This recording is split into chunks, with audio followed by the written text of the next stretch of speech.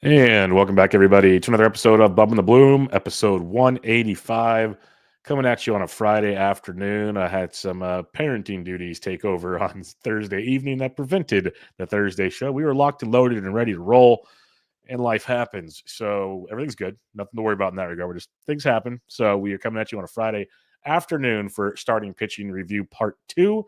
You can find me on Twitter at BDNtrick, the podcast at Bubba Bloom Pod, and my co-host, as always, on Twitter at RyanBHQ. Ryan Bluefield, how are we doing today? Better than you last night. That was a fun scene to watch from afar, from very far. You trying to, especially when you've experienced it yourself. I've been there many times. I was kind of sitting here hanging out. You were like, all right, let's do it. And then you're like, oh wait, I heard a noise. And then your chair is just empty for a while. And then I heard screaming and I was like, we should just, we should just shelve this. Yes, this is not going to work tonight. Yeah. But no, I'm doing good. These like day episodes are a blessing in disguise. I just ate a sandwich, took a shower.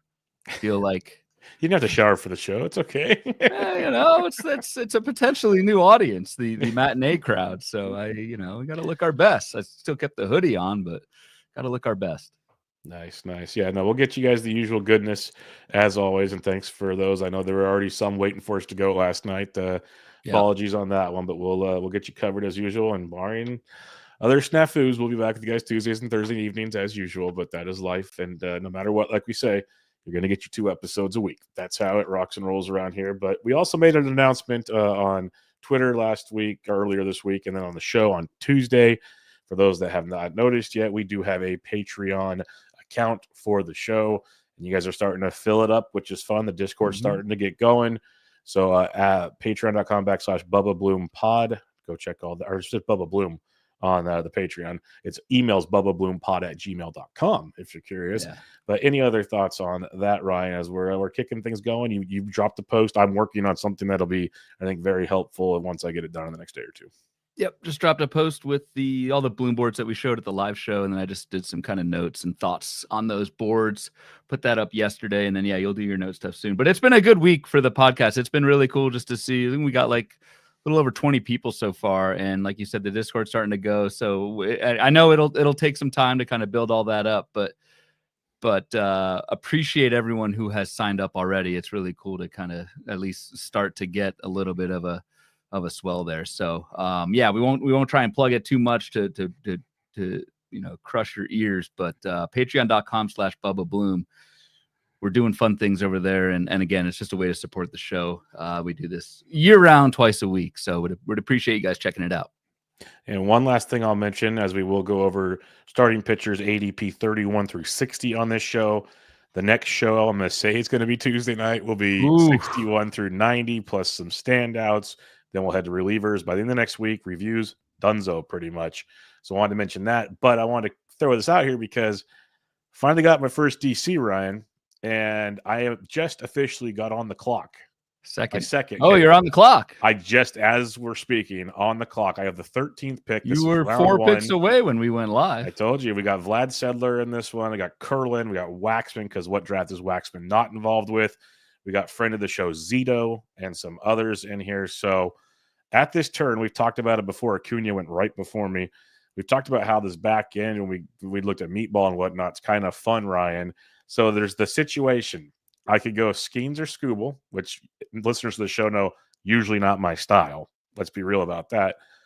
Where I think it gets fun now is Corbin Carroll, J-Rod, Lindor, and company. I think I got to go Corbin Carroll at 13 here, Ryan. That seems like something pretty darn good, especially with the finish we saw last year. I think I'd go Carroll as well. I remember in our outfield recap episode, we did that kind of Carroll-Julio comparison, and we both, I think we both landed on Carroll. I'd go Carroll. Interesting that Skeens and Scooble are both there. Yep. But maybe not that surprising. I think those guys this early in draft season, we tend to see pitchers go south a little bit more. Plus, the world is still recovering from that Bloom board at First Pitch Arizona that had both of those two in the top 10 fastball velocity. I mean, that sent waves through the country. But no, I'd go Carroll, man. Lindor. Who else? I just took Carroll, but there's J-Rod, there's Lindor, Jordan, Jackson Churio is out there, Jaron Duran, Harper, Freeman, Trey Turner, so on and so forth. fit the bill there as well. Yeah. Yeah. So 4 more picks, and I'll be coming up again. So we'll do that live on the show for fun as well. But took Corbin Carroll, like we mentioned, Skeens and Skubal available. Not one pitcher in the first 13 picks. So has some fun stuff there as well. Like Scott Burks in the chat said he had the 13th pick. Went Carroll and Door. I love that start, honestly. That is something I'm debating, especially how we talked in our reviews about shortstop even, Ryan. It's good for a chunk and disappears. So to get a stud outfielder and a Lindor, like I legit have 65 plus stolen bases and 60-ish home runs if things go right in that mix with some decent batting average thanks to Lindor. So it could be a fun start. But yep. We'll get back to that real quick. Kevin's in the chat. He was hanging out last night waiting for us. So what's up, Kevin? We missed you at First Pitch Arizona this year. Golf was not the same without you. And then we've got Uncle Ted, of course. Doing Uncle Ted things. Boycott righty bats. So that's the new strategy for this year. That as a lefty, I appreciate it. Yes, me too. Shout out. All right, let's do it. Let's talk SP relievers here, or SP starters, starting SP pitchers. relievers. Let's go. Man, here we go. See, I did not have lunch before the show, so this will be real fun here. But did you shower though? Yes, first thing this morning. I actually worked this morning. I leave my house for work, so yes, that actually took place. Throwing darts at me. Jesus. All right, SP 31 through 60. Ryan, just real quick in case anybody missed the part 1. What are we looking at when we see this board? Yeah, we're looking at the list sorted by preseason ADP in the main event, which again took place mostly on in late March on the NFBC. Ordered by that preseason ADP, and then we've got the 2024 rank according to the Fangraphs Player Rater, the end of season rank, along with their color-coded stats. So we can see ERA, WHIP, and strikeouts. Probably should have thrown wins on here as well, but it's always a fine line throwing too many numbers and colors on these things and trying to keep it simple. So 31 through 60 is an interesting group. I just as a higher level takeaway. And again, this is just looking back on 2024. This is not to say this will happen again in 25. That's what our preview episodes will be in about a month or so. The 31 through 40 group performed extremely well. All but 2 of them, all but 2 out of the 10, all but 2 of them out-earned their ADP according to where they finished in starting pitchers. And 1, 2, 3, 4, 5, 6, 7 of them finished in the top 30. That turned out to be a very fruitful pocket, and then it pretty much went to hell after that. There was not much in the 40 through 60 tier, at least from what I'm looking at. We've got Bryan Woo, who I know you're excited to talk about. Who was like the 53rd off the board, finished 24th. That was the highest finisher in the 41 to 60 group. So 31 to 40 was awesome. If you went 80 between like ADP 120, 150, which is like 8th to 10th round and 15 teamers, maybe 9th to 11th and 12s, that was great. But then it kind of died quickly after that. Yeah, and it's also going to be a range. It's interesting because there are not a lot of like overachievers, I'd say. There are a lot of, if they're your SP4 pluses, which depends on where you drafted, they still fit the bill for you. Like they ate some innings, or they did that, or the other. Like, but none of them were. If you waited on pitching that long, which you shouldn't have, not many would, for instance, you were getting crushed on this one. And a lot of it also came down to is some of these guys from, you mentioned 41 through 60 are people like, these are my sleeper guys. Not a whole lot of sleep or they stayed asleep. Let's put it that way. They didn't wake up if you were trying to make them your sleeper picks for the year. So we'll get to those. Let's rock and roll. J-Rod went right after Carroll, by the way. So that was fun. All right. ADP 31 with an ADP of 120 in the main events in 2024. Michael King of the Padres finished 16th at the position. Outstanding year. 2.95 ERA, 1.19 WHIP, 201 strikeouts and 173 innings, almost 174. That's outstanding. Ryan, I know we had innings concerns with him coming up that big jump, going from reliever to starter late for the Yankees. Dude threw 70 more innings. He made 30 starts last year. It's insane what he did. He's going to be added to that list of pitchers we've already talked about and we'll talk about that had that massive innings bump yet again. But King was he outperformed expectations I could even imagined. Absolutely, and that was the question heading into 2024, because King did make, I want to say, like 8 or 10 starts at the end of 2023 and look great, but it was coming off a 104 inning season. So it's like, what does that full workload spike look like? And Michael King answered that with flying colors for all the reasons you just mentioned. I'll just add that King did not slow down at all in the second half. Actually bumped up the strikeout rate, fewer walks, pretty big bump in swinging strikes. So like this guy did not limp to, have a hot start and limp to the finish like a Ronaldo Lopez or Garrett Crochet, even though that limp to the finish wasn't necessarily his fault. Just really impressive for Michael King to not only hold up the skill gains over an entire season, but to actually improve in season. One of many bullpen to rotation success stories of 2024. Most definitely. So impressive stuff. Looking forward to seeing how that shakes out this season. And I remember last year we talked about it, like you could have picked this guy or this guy. This happens a lot in this range, by the way. A lot of guys sitting right next to each other. Chris Bassett, 32nd off the board, 120 ADP, same as Michael King. And a lot of people thought Chris Bassett much safer floor, so on and so forth. Bassett entered last year going 208, 181 the year before. We saw ratios, ERA in the mid threes, like all these great things. Not so much this last year. Ryan finished 123 at the position, ERA over 4, whip close to 150, which is atrocious. What's your thoughts on what we saw from Bassett? Because the age 35 season might have been an indication that age was finally catching up with the big man. I also know there's other factors. The floor is yours. I mean, it's also just, what do we know? Because on like every podcast preseason, probably including ours, when you look at King versus Bassett, it's like, I'll just take the safer volume play with Chris Bassett. We'll be fine. King's a little too risky. And look how that happened. Another year of decline for Bassett. The K- walk has now dropped 3 years in a row, from 19% in 2021, precipitously down to 13% in 2024. I get all these good words in the middle of the day. Mine's fresh. Man, somewhat fresh, but control escaped him. Bassett, that was the big thing. More walks, more balls, and fewer whiffs. So it's just like things are not trending well for Chris Bassett. Sometimes that means it bounces back, but you bring in the age factor at 35, things are more likely to keep going south than as opposed to rebound. So a very tough year for Chris Bassett, especially when he was sandwiched in between the aforementioned Michael King and then Carlos Rodon, two going right after him, we'll talk about next, but two pitchers who were thought to be much more risky than Chris Bassett. And again, what do we know?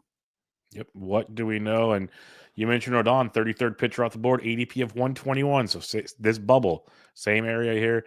At least if you took him instead of King, it wasn't the end of the world where Bassett was. Rodon finished 32nd at the position. So you can live with that. 3.96 ERA, 1.22 whip, 195 Ks and 175 innings pitched. And Ryan, when it came to Rodon, it was like a roller coaster at times with him this season. June, horrific. Got a little better, still not great. Finished the season on a very, very high note. So what's your thoughts on what we saw from Rodon? Because I've always been kind of anti-Rodon due to so many injury concerns throughout his career. In the end, did pretty well, especially in that also pivotal strikeout department.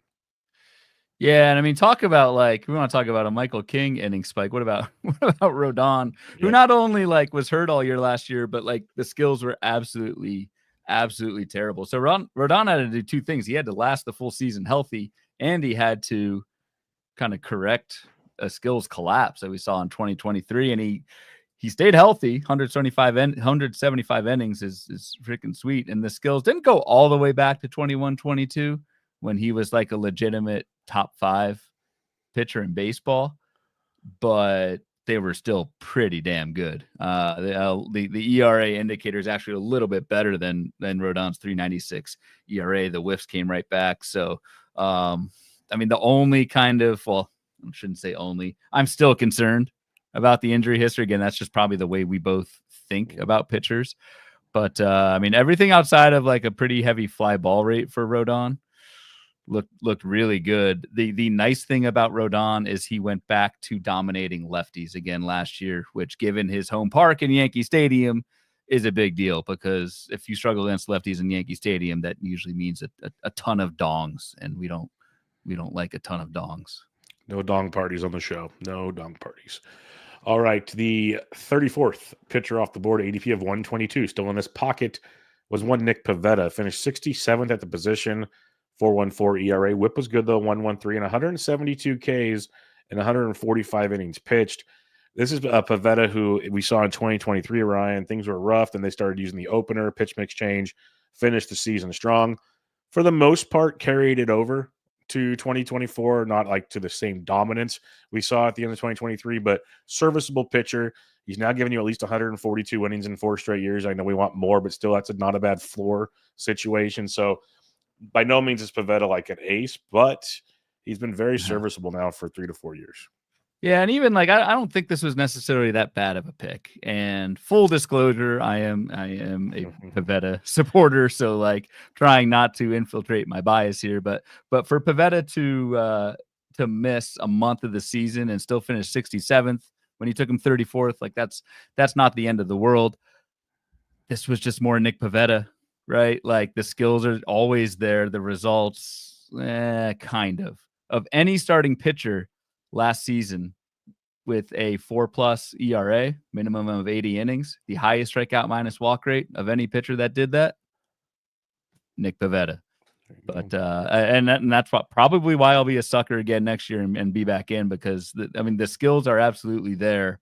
The home runs, unfortunately, have also been there. Homer to fly ball rate's been elevated pretty much every year in his career. And at some point, I keep saying that will come back to major league average. Maybe it just doesn't with Pivetta, and that's who he is. But great year for Pivetta from a skill standpoint. Again, if you have the best K to walk of any pitcher with a 4+ ERA, you have my attention. Yep. No, that's actually big boy stuff. K to walk, as we know on this show, is our jam. So that's always a thing. And I believe the Red Sox gave him a qualifying offer too. They want to bring him back for some scratch. So interesting stuff there as well.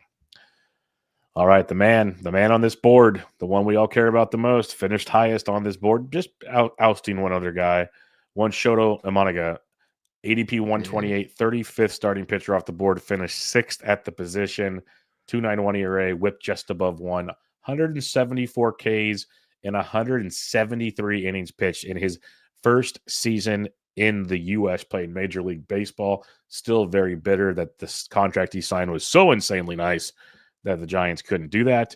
But amazing season from Shota. And I'll let you have the rest because I know you're a big fan of his as well. This is one where it paid off to listen to you entering the season, right? Wow, clip that, everybody. Every now and then. You were very high on Shota.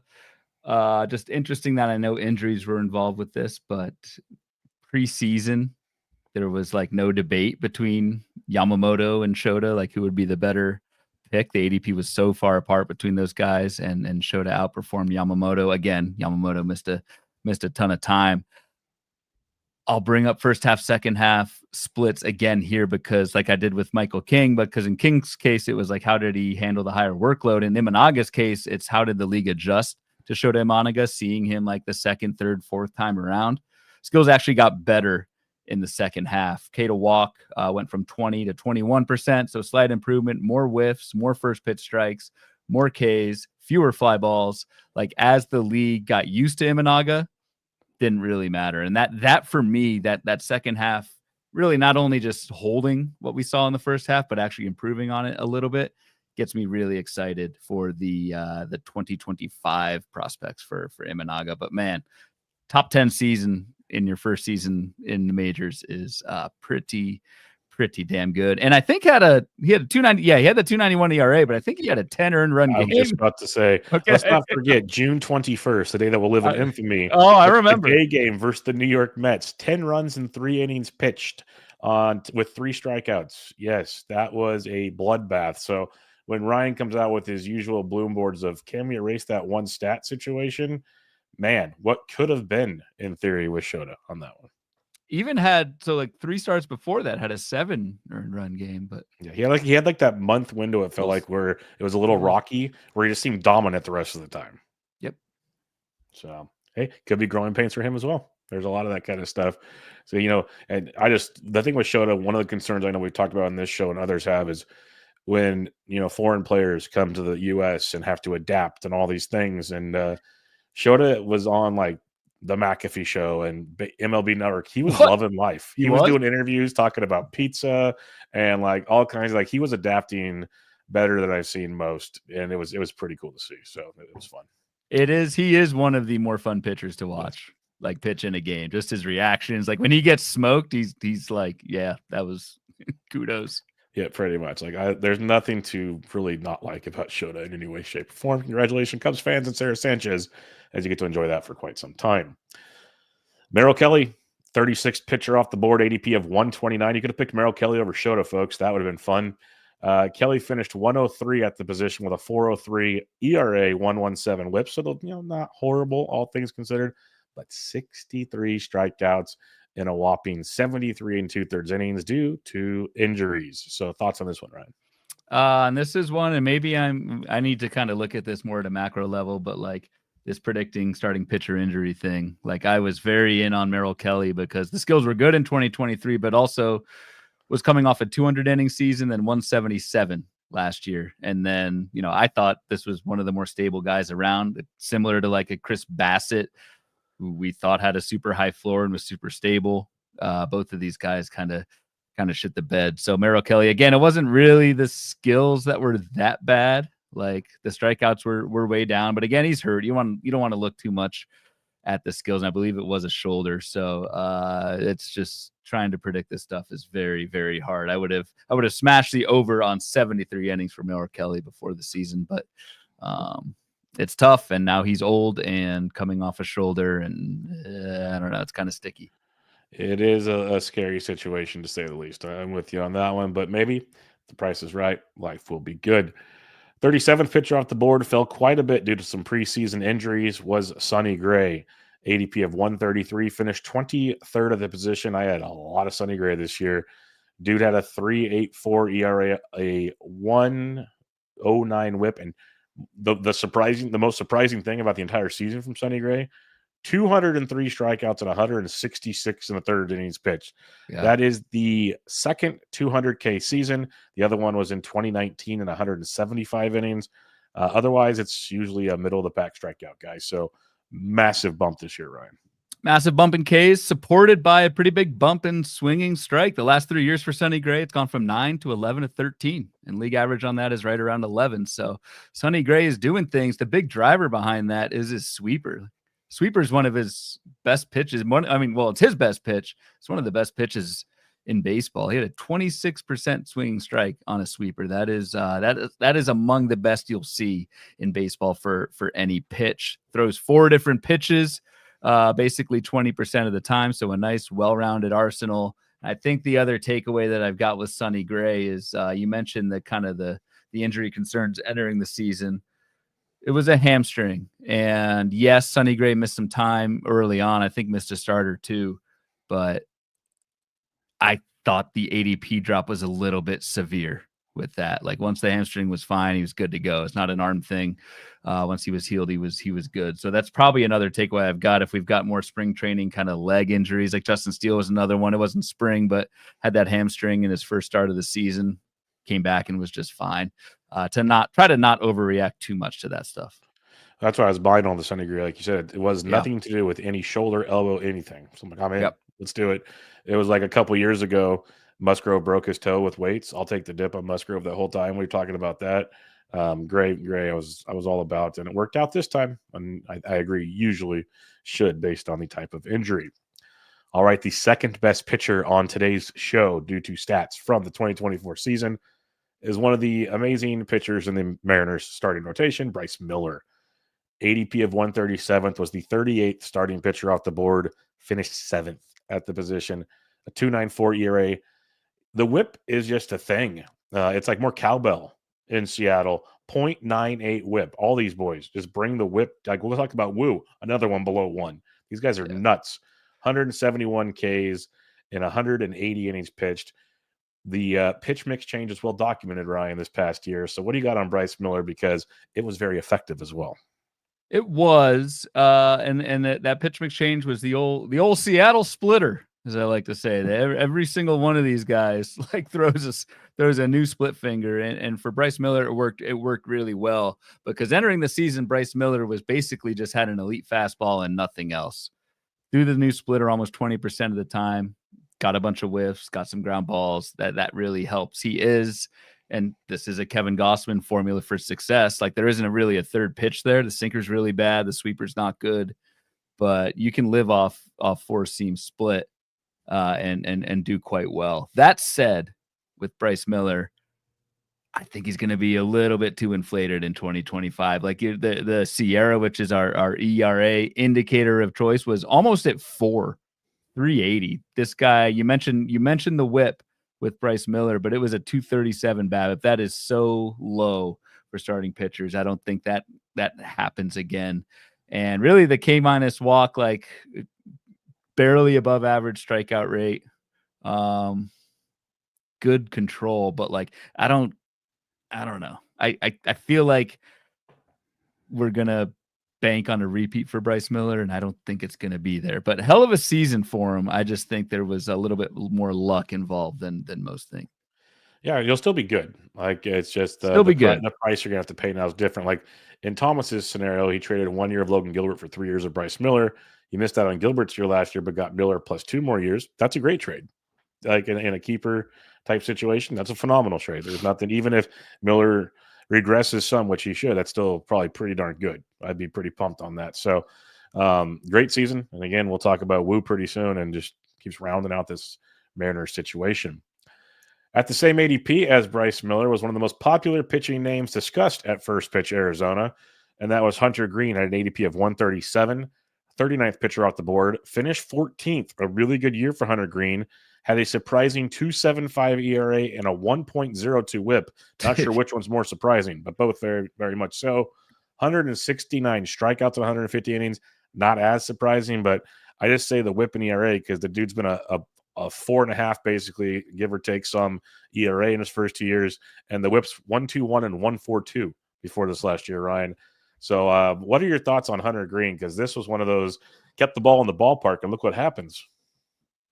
Yeah, good things happen. I don't think he'll keep the ball in the ballpark as much next year. 7% homer to fly is extremely fortunate, especially in Great American Ballpark. League average is 12%. I would expect that to shoot right back up. It was 16 and 14% the previous 2 years. So some luck involved with Hunter Greene. And then, I mean, we have to talk about, right, he missed a lot of the second half with that elbow. He just throws so hard, and that's why he was on the fastball velocity. Bloomboard missed 40 days with an elbow. Did return, but I think only made 1 or 2 like abbreviated starts in the second half. So that will probably have me off Hunter Greene next year. But still, for Hunter Greene to finish 14th with only 150 innings pitched, a 102 whip, like you said, that I think that's more surprising than the 270. I mean, hell, they're both surprising, but great year for Hunter Greene. I just I don't think he repeats it, and I don't think he repeats 150 innings. Very tough to buy back into that one. Very, very tough. A guy that I do like, I've always had a soft spot for because I just love the floor he brings to the table. And hey, we said that about Chris Bassett last year, so I'll take that caveat every time. But Jose Barrios had an ADP of 144.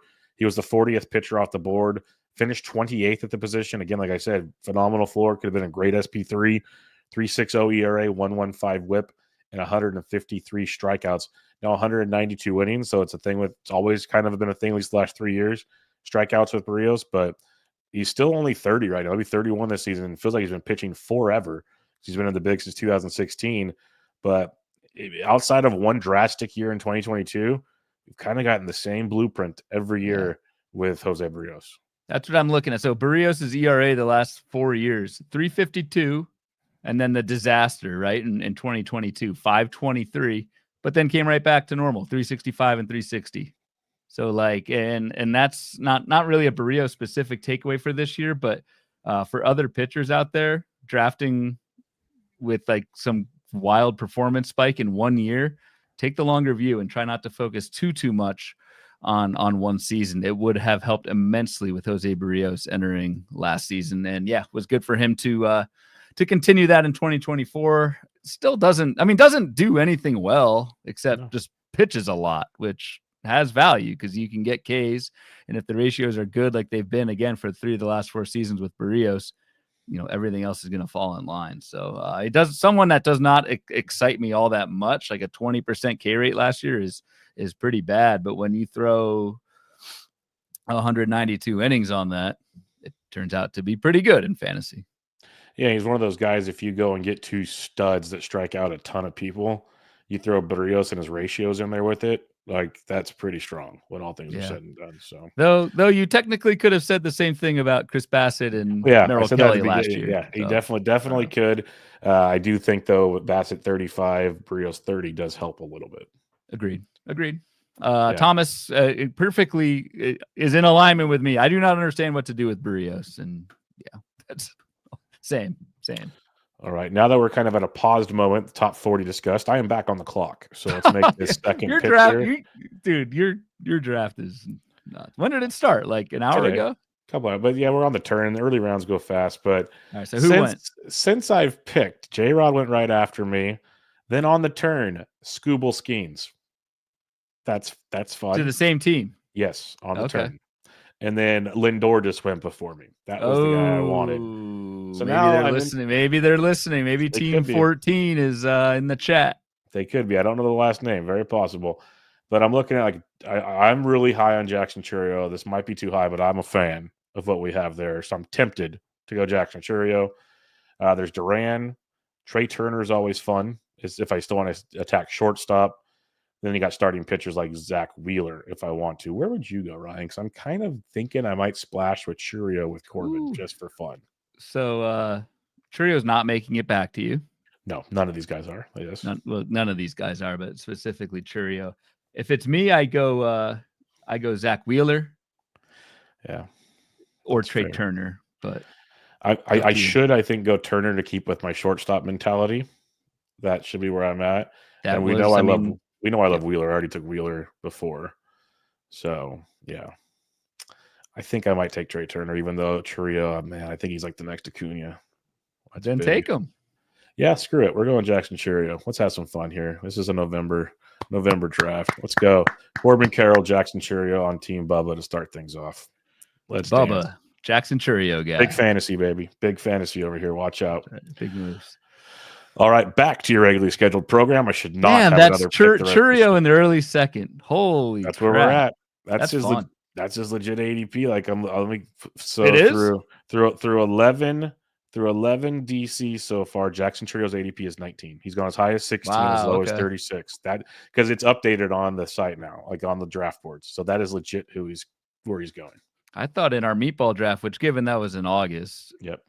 And we didn't get those kind of. He was like a third rounder, right? Legendary last 2 months. He was a third rounder in that one. So Thomas. It's not a new min for Chourio. Close, but not no cigar. God, wow. All right. Yeah. So 2 outfielders. You do realize there are other positions, right, Bubba? Coming from the guy that took like 5 outfielders in the first 7 rounds of a draft that he won the league in, by the way. Hey, just making sure you know the rules. Yep. We'll see. 50 rounds. We'll have some fun. All right, back to your regularly scheduled program. Starting pitchers, part 2. Pitcher number 41 at an ADP of 144, same as Jose Berrios, and he would have finished higher, I think, barring the injury/personal problem that kept him out for a while. And that is one Yu Darvish finished 65th at the position, 3.31 ERA, 107 WHIP, 78 Ks in 81 innings. Was actually like resembling the Darvish of old, even at the age of 37. Age was one of the big reasons he kind of fell down, plus some injuries in 2023. I was loving the dip as a potential situation. So it was a bummer when he got hurt/personal stuff, obviously, but all in all, a pretty strong season. And I'm at 38. I'm still kind of interested going into 2025. Yeah. And 2 of the biggest per pitch, or 2 really the only per pitch metrics I like to look at with pitchers is swinging strike and ball percentage. And for Darvish, this was his best swinging strike in the last 3 years and his second best ball rate, 33%. League average is 36%. So threw a ton of strikes, got a bunch of whiffs. And really, if it wasn't for the only 81 innings, if you double that with a full workload, he had a great year. And neither of, all this missed time, it was a neck, it was a groin, and then the personal issues. Again, nothing really arm related. So again, not to say that it won't come back or whatever, but despite the age, I still think things are looking pretty rosy for you, Darvish. And even if you took him last year to finish 65th in half a season when you took him 41st, it's not bad. It's not going to kill you.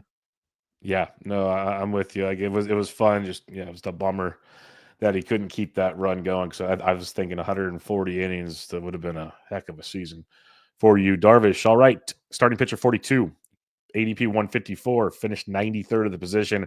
This is Mitch Keller, 4.25 ERA, 1.3 WHIP, 166 Ks and 178 innings, 159 innings or more in 3 straight years. I think with Mitch Keller, which you will probably dig into here, was awesome to start the year. Awesome. Final 2 months, boom goes the dynamite with Mitch Keller. So what do you got for us, Bloomfield?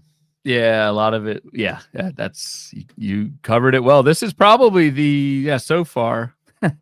Jesus, we'll get to the name 2 names down in just a minute. But so far, this is the worst performer non-injury wise outside of Chris Bassett of this group. I don't know. Keller, I know our friend Corbin Young is a big Keller fan. I'm just lukewarm on him. He ended up with a lot of volume, which is great, but it was only 166 strikeouts and a lot of volume of those 2 ratios, 4.25 ERA, 1.30 WHIP. It's kind of like it's not hurting your team that much, but it's not helping.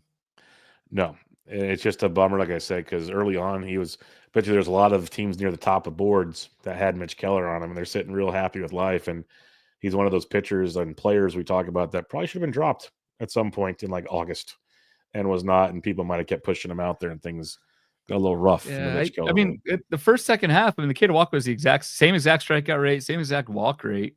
Velocity was down a little bit, but this was all I call them luck factors, but BABIP, strand rate, and homer to fly, all 3 went from fortunate to unfortunate, and that's how much those things can wreak havoc on an ERA and your surface stats when your underlying skills are the same. So that's actually a really good example of how much BABIP, strand, and homer to fly, all of which I don't think a pitcher has that much control over, can wreak havoc on those ratios. Very fair. All right, 43rd pitcher off the board, ADP of 169. Ryan Pepio finished 57th at the position. Really strong first season in Tampa. 3.6 ERA, 1.15 WHIP, 142 Ks and 130 innings pitched, made 26 starts. Had a little injury later in the season, but came back, made a couple more appearances. Love what we saw at him this year. It's just one of those, will the Rays just let him be, or does he get the Rays syndrome and lose his elbow? How's this going to take place? Staring at Ryan Pepio's forecaster box right now. It's editing Corbin's thing with it. Yeah, the Rays thing, like it probably shouldn't enter the equation, but it does scare me. Ryan Pepio finished strong, man. 2.62 ERA in the second half, but it was pretty luck fueled. I think this is probably who he is, like a mid-3s ERA guy, decent whip because of the K to walk. But I don't know, a fine year, but nothing that like is terribly exciting. I think I wonder if the strong finish will inflate that draft price next year. Oh, it definitely will inflate it because he finished so well. Former Dodger, now turned productive Ray. ADP's 165 right now, going around. So the exact same as last year. Yep, gone as high as 142. So maybe he didn't go as high, but I figured he'd be much higher. Maybe people are still kind of lukewarm or reading what you're reading. So very possible as well. All right, 44th pitcher off the board, ADP of 170, finished 112 at the position. That's 3 digits, folks. 4.36 ERA, 1.3 WHIP, 149 Ks, and a whopping 100. It's just not even a K per inning, folks. Aaron Savali, Ryan, any thoughts on Aaron Savali? Yeah, sir. He's gone back to a sir. Yep. You went from side to sir. This was a collapse, dude. Then again, he pitched better towards the end with Milwaukee. I know. Well, that sucked me back in again because he finished strong in 23 when he got traded to the Rays and the strikeout rate was way up. I was like, hell yeah. And then it was like, hell no in the first half. And then it went back to Milwaukee, and I don't know. I'm going to stop talking about Savali because it's just making you too happy right now. Yep. We'll skip past Tristan McKenzie. Dude's broken. It's bad. I got really nothing else to say. Finished 173rd at the position, ADP of 175. Yep. All right. The 46th pitcher off the board as we head to the other side of the Bloom board. ADP of 181, finished 35th at the position. Another one of Ryan's guys who Bloom board famous a couple years back. Nathan Eovaldi, 3.8 ERA, 1.11 whip, 166 Ks, through 170 innings, most since 2021. How are we feeling with Nate Eovaldi? Yeah, original Bloom board's legend, Nate Eovaldi. The kind of the theme around Eovaldi over the last few seasons was like great start. You'll get like 3/4 of a season out of him, but around the All-Star break starts to kind of break down and then gets hurt, doesn't finish the season. That was not the case with Eovaldi. Had 8 wins, 16 starts in the second half with a 106 whip.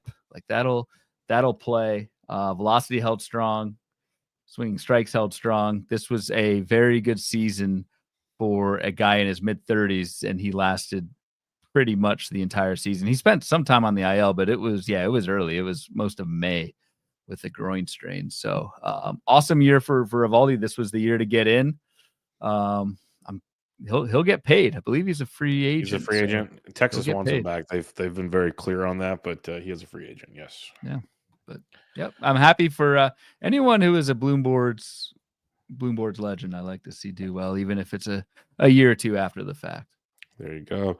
The 47th pitcher off the board, ADP of 190, finished 71st at the position. Cutter Crawford of the Boston Red Sox, 4.36 ERA, 1.12 whip, 175 Ks and 183 innings pitched. It was a roller coaster. You got your strikeouts, ratios, struggle busted, 16 losses in his 33 starts. Whoa, really? Yep. 9 wins, 16 losses. Yeah, it's a good pull. What do I have on Cutter Crawford? Handled the workload spike with ease. Really, the second half, first half splits weren't that bad, and there was a pitch exchange. He joined the sweeper revolution. Threw the sweeper only 7% last year, up to almost 20% this season, and threw it for strikes, missed bats with it. So that was a nice piece to give Cutter Crawford kind of that third pitch that he can rely on, which is important when you're making that transition to starting pitcher. So nice year by Cutter Crawford. Despite, the 4.36 ERA is nothing great, but a 1.12 whip certainly is. I think that ERA improves next year. Skills look good and kind of got bit a little bit with Strandright in the long ball. So good year for Cutter. Most definitely. If you picked one pick later, you got Christopher Sanchez with an ADP of 191. 48th pitcher off the board, finished 53rd. Really strong season for Christopher Sanchez with no H, by the way. 3.32 ERA, 1.24 whip, 153 strikeouts, and 181 innings. That's pretty much my biggest bugaboo is the K situation. We've talked about that plenty. Still very effective guy on the mound. And your guy, like you mentioned. So thoughts on Christopher Sanchez? You kind of want to victory lap it because of the ERA, but we've talked about this. Like nothing else was really all that good. Like the whip is okay. The hit did have 153 strikeouts, but that's because he pitched the entire season. This is someone who needs to throw 180 innings again to really be, I don't want to see fantasy viable, but for over a full season to be able to put that value up. So yes, he worked out, but like it is very interesting to me. There was a lot of talk, but again, if you just, and it's so tempting just to look at ERA, you think this is like a breakout. Christopher Sanchez actually, did not return. I mean, finished 53rd and was drafted 48. So a wash, but was not the breakout that I think a lot of us thought or were hoping for, but also certainly not a bad pick. Yeah, no, he worked for you probably better in a 15 than a 12 because he's not really adding a ton in 12s, but definitely a stud having 15s. My guy who disappointed in a roundabout way is Brandon Pfaadt, ADP of 191. 49th pitcher off the board, finished 95th, 4.71 ERA, 1.24 whip, but 185 Ks. That was a plus in 181 innings. His problem was BABIP to depth. We talked about it before. The home run was always an issue with Brandon Pfaadt. And outside of a great month in the middle of the season, didn't finish strong. I still have a lot of confidence in Brandon Pfaadt, but it's dwindling. He did finish. See, that's the thing. Though, like, I thought he finished strong in terms of skills. The velocity was up. ERA no. Correct. But velocity was up a full mile an hour. picked up 2 points on the swinging strike. Like the K rate was way up. Brandon Pfaadt in the second half was actually pretty damn good, despite having a 5.26 ERA. That's why I'm going to be like completely back in again. I am almost kind of reading my forecaster box that I wrote up for Brandon Pfaadt. I threw an upside of him on a 3.50 ERA. So kind of sucks because, right, if we're looking back on 2024 and you had Brandon Pfaadt like you did, except in Tout Wars where you couldn't spell his name right and timed out. PFADDT. DDT. I wanted to see if you're paying attention. It sucks to not get the fruits of that, but with the 4.71 ERA and a 1.24 WHIP, because Brandon Pfaadt was a much better pitcher. I think, again, people who don't make good picks always say this. The process was right. I do think it was in this case. Still got 185 Ks out of the guy. I just think he's due for much better results next year. Yeah, I still like him. Like I said, I'm not as pumped as I was last year, but I was pretty high on him last year. So kind of got, bring it back down to earth a little bit. But I do think there's still a lot of talent there. A guy I don't think there's a lot of talent with is a guy that's going to turn 42 in February, older than me, folks. Justin Verlander, ADP of 192, was the 50th pitcher off the board, 166th at the position, ERA of almost 5.5, WHIP of almost 1.4. 74 Ks and 90 innings pitched. This used to be a strikeout machine, not so fast. And the biggest thing I'll say, the selling point, is not even good enough to pitch on the postseason roster. So why is he going to be on your fantasy team? That's my thoughts. Yeah, that was actually kind of tough to see. If you're a Verlander fan or just, whatever. I mean, is he even back with Houston next year? Yeah, he's a free agent. He wants to pitch, of course, but we'll see. Yeah, Major league teams are smarter than we are, and if they look at just anything we're looking at with Justin Verlander's 2024, that's going to be an uphill battle. Excellent. I mean, that said, Hall of Fame career. This is like kind of his retirement speech, maybe, but excellent career. Just you almost kind of don't want to see him keep going out there and struggling like this. It was tough to watch at the end. Yes, it was. All right, 51 through 60. Here we come. Nasty Nestor. I can put it on a T. Cortez, ADP of 192, 51st pitcher off the board. Finished 59th. They actually had a really good year. 3.77 ERA, 1.15 WHIP, 162 Ks. One of the better options back this far in the draft. Got hurt towards the end of the year. Will forever be known as the man that gave up the grand slam to Freddie Freeman in the World Series. But still, a pretty good arm that, if he continues to get back and get healthy for the previous season, feels pretty good. It does, and that'll cloud, right, the draft season for Nestor Cortez. But yeah, can't really complain with the results from this season. The ratios were fine, not a breakout by any means, but I don't think we were expecting that. Nestor Cortez was perfectly cromulent, finishing in the top 60 as a 51 overall. I stole that one from Rob Silver, I'll admit. All right, the 52nd pitcher off the board. ADP of 193. Finished 205 at the position. The worst on this board. It's a guy I had a lot of shares of because I thought he was too cheap.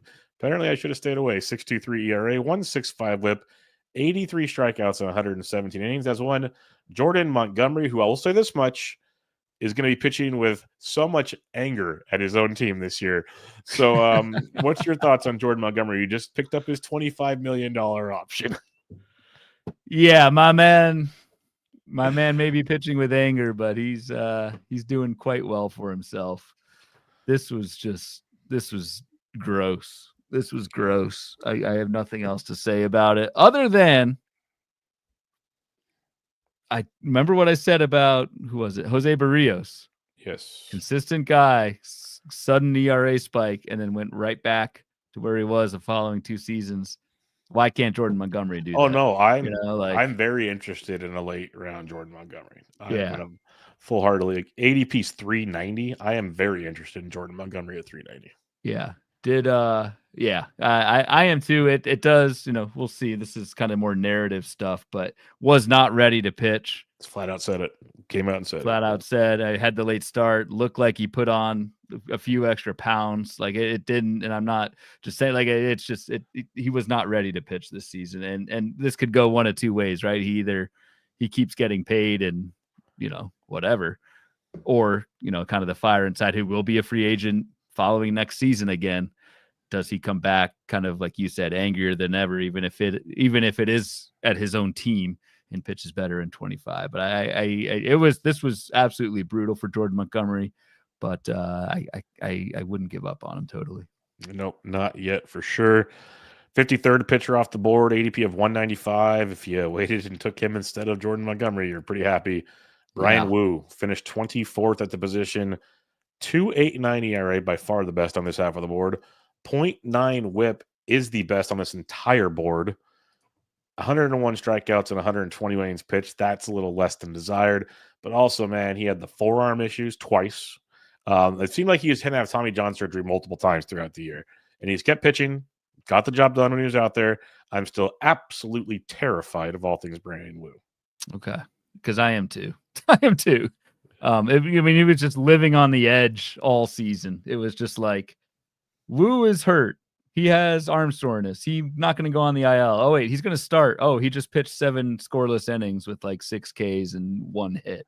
That was basically the season for Bryan Woo. And congrats if you were able to stomach that and have Bryan Woo active for all those, because I'm sure some of those on Monday lineups, you're like, is he going to start this week? I have no idea. So that was frustrating. And then I don't want to go too hard because Bryan Woo he's still good. Yeah. He's still good, but he's not a sub-3 ERA guy, sub-1 whip. Few are, but like Sierra's a full run higher, 375. Like I'm more willing to believe that. Just did not strike many batters out last season. A 21% K rate for Bryan Woo. Like he's putting a lot of balls in contact, or pitching to contact, putting a lot of balls in play, and it's hard to post these ratios when you do that. Yep, totally agree with you there. The 54th pitcher off the board, ADP of 196, finished 98th at the position. Brayan Bello. This is a guy that I've liked for 2 years now. I've been struggling with him. I actually dropped him in places last year and would stream him at times in 12s. 4.49 ERA, 1.36 whip, 153 Ks, and 162 innings. We saw the strikeouts get better, but the walks also got way worse this past year, kind of back to his 2022 style of ways. And he started getting a lot of long balls. It's very tilting because you'd see glimpses of Woo where he was very, very good, especially in the second half. He looked really good at times in the second half, but as a whole, the total product is not fully there yet. Yep, agreed. And another big thing with Bello is the drop in the ground ball rate was up from, it was at 56% first 2 seasons, which is awesome, which is what you want to see. That's part of the package with Bello. Down, quote unquote, to 51%, which is still good. But like, as you get in the upper 50s, it really helps lock in a good ERA. I think the changeup is still like an elite pitch for Brayan Bello.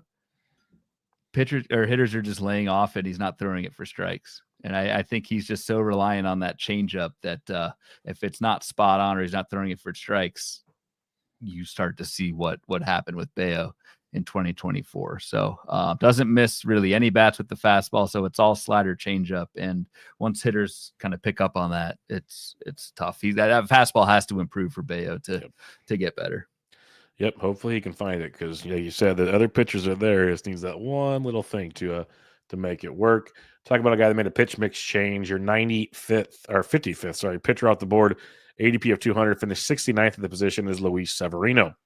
3.91 ERA, 1.24 whip, 161 Ks, 182 innings pitched, most since 2018.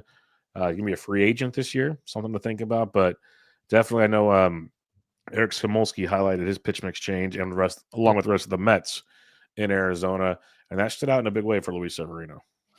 It did, and Eric's talk at first pitch was pretty sweet. I had to leave towards the end, but it was really good. Bunch more sinkers, new sweeper for Luis Severino. So did look like a different guy out there. And that was a theme with the Mets, as we learned out at FPAS. Still don't think he was like all that great. Kind of my Ryan Feltner example of like, you can still change your pitch mix, but you still, it doesn't automatically mean you're going to be good or even better. Luis Severino, the big thing with him you mentioned was 182 innings. Like that's basically 100 more than what we saw last year, but still didn't really miss many bats, right? 9% swinging strike. Like that's pretty terrible. So I don't know what the like strikeout upside is with Severino. And so I don't know. I think he's just kind of like a marginal mid to late rotation guy for me. Yeah, and it's like the pitch mix change is good. Where does he land? Are they going to keep the pitch? Like, how's that affect things? The big innings height after all the injuries he's had throughout his time. Like, there's a lot of questions I have for Severino. Not to mention he's been very successful when he's had sticky stuff in his life. This might have been the first season without it. So I got to see things with Louis to become happy again. 56th pitcher off the board. ADP of 203 went super late due to injury and not starting the year. Those that avoided him did well. Finished 192 at the position. That's Walker Buehler, 5.38 ERA, 1.55 WHIP, and 64 Ks in 75 innings. But had the postseason heard around the world. Yeah, so that's right. But I'll say this much: ADP is only 292 right now, so not that inflated. I haven't looked, and that's what I was going to come back and ask you. Is like it's as high as 232, so still lower than last year. It's so easy to look at someone's postseason performance and buy into it. I don't know. Walker Buehler was a train wreck this season, and I don't think a couple of appearances in the postseason, especially like closing out game, what was it, game 5 was the last game, like that means nothing to me. So this was a very rough season for Walker Buehler. As John in the chat finished very high in our Bubba and the Bloom listener leagues, says just say no to Buehler, and it hasn't been good in a long time, and I agree. It's bad. Yeah, I've been anti-Buehler for a while, so not going to deny that. I've been pretty anti-Buehler, so totally on board. I mean, does the postseason change anything for you? It would make me more interested in a late round dart compared to where I would have drafted him to begin with. I'll say that, but I'm not going to force my hand. If someone wants to go jump and get him, knock yourself out. Yeah, it's kind of like I'd rather wait another 100 picks and get Jordan Montgomery and see what happens. So I would too. That's actually a good. That's a good comp. I would definitely do that too. Yep. Yeah, because right now at 232 versus what I said, 390, you're talking 160. That's 10 rounds in a 15. Like that's a lot of importance right there. So I could see that as well. All right, this one's very polarizing for me. Kyle Harrison of the San Francisco Giants, 57th starting pitcher off the board, finished 203 ADP, same as Walker Buehler, finished 126. Now this was a fun year. 4.56 ERA, 1.34 WHIP, 118 Ks, first full season for Harrison. He threw 124 innings, had some injuries, finished hurt. Supposed to be fine. Everything I've seen, nothing there. But you look at his month by month, because it's like with a young pitcher, I guess I'm just curious in how he adapts. Middle of the season, pitched very, very well. Very, very well. At least the results showcased very, very well. And then it kind of fell backwards again. I didn't know if it was tired, hurt, a lot of things in play there. I'll get your thoughts because I'm very biased on Kyle Harrison, but I am still a fan of this kid. I think there's a lot of talent there. What's your thoughts on Harrison? I mean, I'm just more curious in it because he was a big strikeout guy in the minors, right? Big strikeout, but walk issues in the minors. That was the big thing with him. And the strikeouts didn't really follow except for certain games. Like he's flipped the switch and got things going at certain points. That's why I'm looking at these month-to-month splits, and you can start seeing in June the walks were better, but most of the season in July, almost a 27% K rate, 24% in August. The rest of the months pretty much nothing. I mean, I'm looking at the month-to-month too, and every month last season, Kyle Harrison failed to post an above-average swinging strike rate. Yeah. To me, it's weird because Kyle Harrison was touted as this, as you said, big strikeout guy, and the control was iffy. He has not shown the ability at all to miss bats in the majors. Has a swinging strike less than 10 in both seasons. That's not good. So yes, he's kind of solved the walk issue, it's league average. But I think when we say he needed to work on his control, we were also kind of assuming the strikeouts would be there. Now he's just got an average walk rate with an average strikeout rate, and it's I don't know. Until Kyle Harrison, for me, until he starts missing some bats, I don't know. Yeah, no, that's fair. That's fair.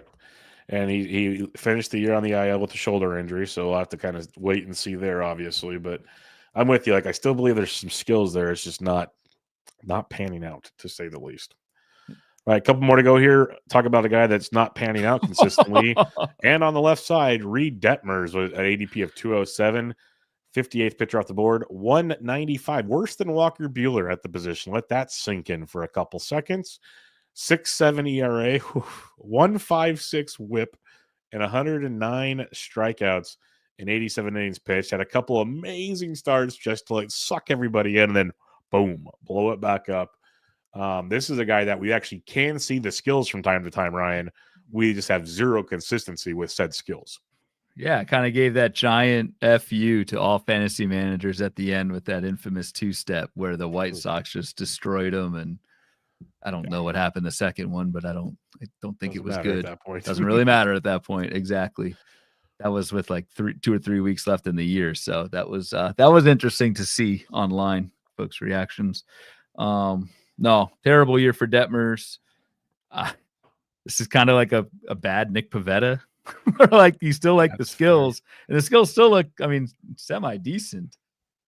Pitched well in the minors and came back up and pitched well, like you said, and then gave it all back. But this is someone, I don't know what the ADP is, but like, for Detmers, I mean, he's got a 28% strikeout rate this season. That's huge. Detmers 384. I'm in. Yeah. I'm in. I've always loved the strikeout skills. It's just like, can you just figure out? It's like it's an Angels thing. We've talked Patrick Sandoval. Like, just don't walk dudes. Like, you're good. Just don't. Jose Soriano kind of had it this past year. My boy Griffin Canyon's going to thrive in Atlanta. Like, there's so many just so close pitchers in the Angels that it's amazing.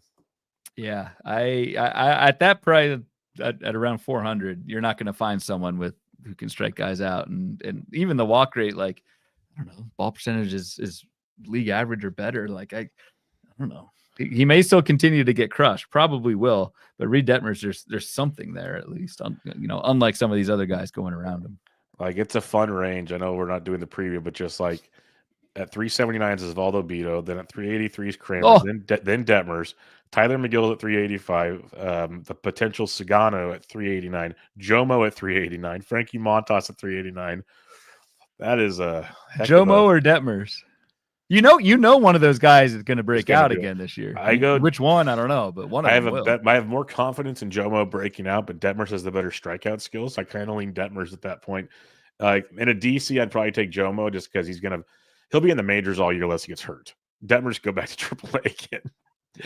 Yes. But in a fab league, I want Detmers. I'll take my chances and drop him if I have to. I'll be back in. Fool me thrice. But that's wild stuff. All right, the 59th pitcher off the board, ADP of 210. Finished 199 at the position. Kenta Maeda, I don't have a lot to say here. Above 6 ERA, 1.4 whip, 96 Ks. Pitched out of the bullpen, pitched hurt. You name it, he did it. You name it, he did it, except pitch well. So That's it. A fun one here is the 60th pitcher off the board, and I'm still shocked he went this late. I guess there's questions about his health, what he pitched, so on and so forth. This Chucky, Charlie Morton, 211 ADP. Finished 108 at the position. Actually, that's pretty darn good, all things considered. 4.19 ERA, 1.32 whip, 167 Ks, which is down for Charlie compared to previous years, but he only had 165 innings pitched. That is his fourth, you don't count 2020, fifth, sixth straight year of at least 160 innings pitched, which is what he does. We don't know if he's pitching in 2024 or 2025, but what's your thoughts on what we saw in 2024 from Charlie Morton? I mean, just an okay season. Like, the K rate still continues to go down. I mean, the dude is 40, so you would expect this to happen. The skills are they're not, I don't want to say unraveling, but they're starting to, and I don't see how that gets better. Like, I'd rather Morton than Verlander next year, assuming 100%. They both pitch. 100%. If we're going with the if we're taking a ride on the senior tour here, but Morton no longer excites me. I just we're seeing a decline, and at 41 or whatever he's going to be, that's probably not coming back. Nope, I don't think so either. All right, there is 31 through 60. Ryan, any other thoughts on this section of starting pitching?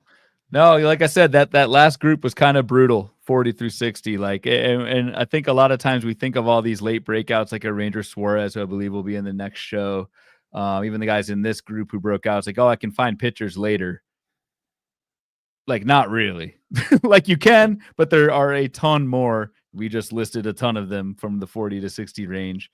who, even if they didn't like destroy you, you used one of your roster spots on them and they just kind of toiled. So it is so important to nail these mid-round pitchers and then hit on a few late, but easier said than done, given the returns that we're looking at with this group. All righty. We did have one question from last night on the old Twitter. It's from Thomas Travato, who's in the chat here. I think he asked it earlier and we answered it, but he says, "This is my guy, Shota. Love him. Thought he would win Rookie of the Year in Cy, but he faded down the stretch a little bit. He's only going to get stronger. Now, what do we do with Pivetta?" I think we answered that question for him on the show. That you can reiterate again if you'd like. No, we stay on. We buy back in. We forge on with Nick Pivetta. I think he's really good. Hold the line, folks. Go hold the line. Braveheart gif. Hold, and then buckle up, Buckaroo. That's how it's going to go when he takes the mound. We do have Michael in the chat here saying there's a 10 p.m. Eastern Gladiator draft. I think they're doing Friday night live ones. If anyone wants to join that one, it's 13 out of 15 filled. I'll speak for you and me that neither of us will be in there because 7 o'clock is kiddo time. But yeah, and we will do. I'm sure once we're done with reviews, we'll do some live ones and probably like a Patreon listener league type one too as well. So be on the lookout for that. It is Gladiator season, and for those who are not aware what the Gladiator is, it's the NFBC's kind of new format, maybe second, third year they've been doing it, where you just draft 23 players and that's your team for the whole season. So there's no season management. Yeah, $50 draft, really fun to do and kind of a way to kind of practice, but also just kind of pass time in these soon to come winter doldrums. And it's usually, I believe, sometime early December, they're done. Yeah, so they shut them out. I think they last year they leaked into January, but maybe, there won't be many. But we did a couple. They made them for us to start at around 8:30 our time, so we could get the kids to bed and make it work. So we'll keep you guys posted on that. We'll drop them in the Discord, let people know what's going on there. So if you want to check that out, you got to go to patreon.com/Bubba Bloom. Also, if you're not in the Discord, it'll get thrown out there eventually. But we'll let them know first, kind of the perks of helping us out. We'll get you taken care of as well. All right, Ryan, we're going to wrap it up there. We'll be back next week to finish starting pitchers, talk relievers. Anything else you got on the agenda? Anything on the mind before a wonderful weekend ahead? Yeah, it's almost happy hour. That's what's after the way this week's going and last night went. You may need giddy up. We may need to back up the truck with some noons and get Bubba fueled up. Yep. Yeah, it's gonna noons are in the fridge, so that might be happening tonight. We're already prepped. I like it. Yes, but all right, we'll wrap it up there. Hope you all have a great weekend. Again, check out Ryan on Twitter at RyanBHQ, the podcast at Bubba Bloom Pod. I am at BDentric. Until next time, this was Bubba and the Bloom, episode 185. Catch you all later.